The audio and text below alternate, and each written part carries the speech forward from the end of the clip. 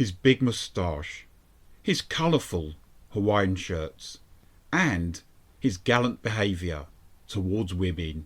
Yes, I could only be referring to Thomas Magnum, one of the most popular private eyes to emerge in the 1980s.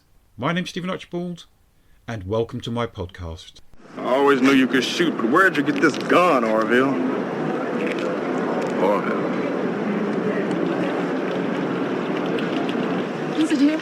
No, it's not LeBoux. Oh. Maybe I should have told her it was LeBoux, that it was over. But I couldn't lie to Alice about that any more than I could lie to myself. I'd know LeBoux when I saw him. Call it fate, premonition, whatever you want. This wouldn't end until he and I met face to face, and we both knew it. I bid you a warm welcome to They Came From Within Cult Movie Reviews. Paradise, Hawaiian Style, Magnum, 1980 to 1988. While watching Magnum on TV, when I was a youngster, I could only feel a mixture of admiration and envy. Here was this guy who got to live rent-free on a beautiful beachfront estate in Hawaii. Further still, he got to drive around in a red Ferrari, solving intriguing cases and meeting attractive ladies. Oh, and having each of his episodes open with Mike Post's marvellous, memorable theme tune. The lead role was taken by the strapping Tom Selleck, who had previously made a good impression as the private eye Lance White in a couple of late 1970s episodes of The Rockford Files. Prior to landing this coveted role, Selleck was either the star or co-star of 6 pilot programs which never took off.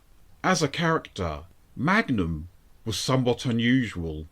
Despite his hulking frame and rugged good looks, Thomas's personality was more Cary Grant than Burt Reynolds, no doubt closely aligning Magnum to the actor who played him.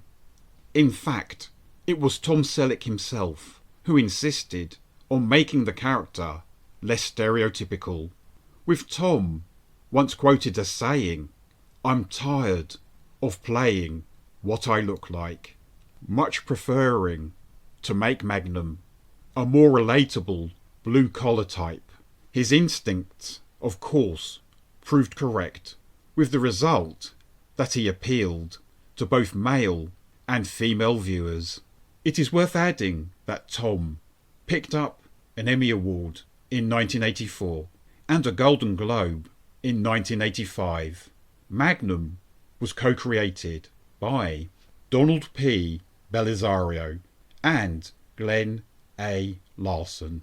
Larson's achievements included creating Alias Smith and Jones, Quincy ME, and Battlestar Galactica, and he brought updated versions of Buck Rogers and Nancy Drew to television. Larson's next huge hit after Magnum would be Knight Rider, whereas Belisario's creations include Airwolf, Quantum Leap, Jag, and NCIS. The palatial location Magnum gets to live in is owned by the elusive author Robin Masters, and the place is overseen by the stiff upper-lipped Jonathan Quayle Higgins III, who was portrayed by the splendid Texas-born actor John Hillerman, whose upper-crust accent was so convincing on this show that many people believed he was English. It was highly enjoyable to watch his relationship with Magnum gradually grow from frosty into one of mutual respect. You're alive. I sure hope I am. Look, mister. Magnum, Thomas Magnum. Okay, listen, Mr. Thomas Magnum. I don't know who you're a stringer for, and I really don't care. But this is my last weekend here on the islands for a long time, and I'd like to enjoy it alone. Aaron, we're going to get in your boat and get out of here right now. Hillerman won a Golden Globe for playing Higgins in 1982 and an Emmy for doing so in 1987. John appeared in such movies as The Last Picture Show, What's Up Doc, Blazing Saddles and Chinatown. On TV, he regularly appeared on The Betty White Show and The Hogan Family. John Hillerman passed away at his home in Houston, Texas, from cardiovascular disease on the 9th of November 2017. He was aged 84. Both Magnum and Higgins have a military background, with Thomas once being a Navy SEAL who went on to work with naval intelligence. Ironically, both actors shared a military background. Tom Selleck served in the United States Army for 6 years, rising to the rank of sergeant, and John Hillerman was a staff sergeant in the United States Air Force. This retrospective on Magnum would not be complete if I did not mention his trusty sidekicks, T.C. Calvin and Rick Wright, who served in the army with Thomas during the Vietnam War, T.C. being a useful helicopter pilot, and Rick, the owner of a fancy club. Theodore T.C. Calvin was played by Roger E. Mosley. Before finding fame in Magnum, Roger appeared in a number of movie and TV parts. He was in television shows such as Cannon, Kojak, Kung Fu, McCloud, and Starsky and Hutch. And Roger's biggest movie role was playing the folk singer Hootie Ledbetter in Gordon Parks' well-received Lead Belly from 1976. Interestingly enough, Mosley was in Stephanie Rothman's 1973 exploitation flick Terminal Island, along with Tom Selleck. On the 4th of August 2022, Roger E. Mosley was left in a critical condition following a car crash in California. Sadly, he died from his injuries 3 days later at the age of 83.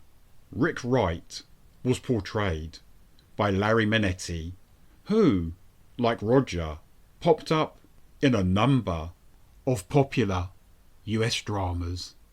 Prior to landing the part of Rick, Larry was best known for working with Robert Conrad on 2 shows: the series Bar Bar Black Sheep, aka Black Sheep Squadron, and the miniseries The Duke.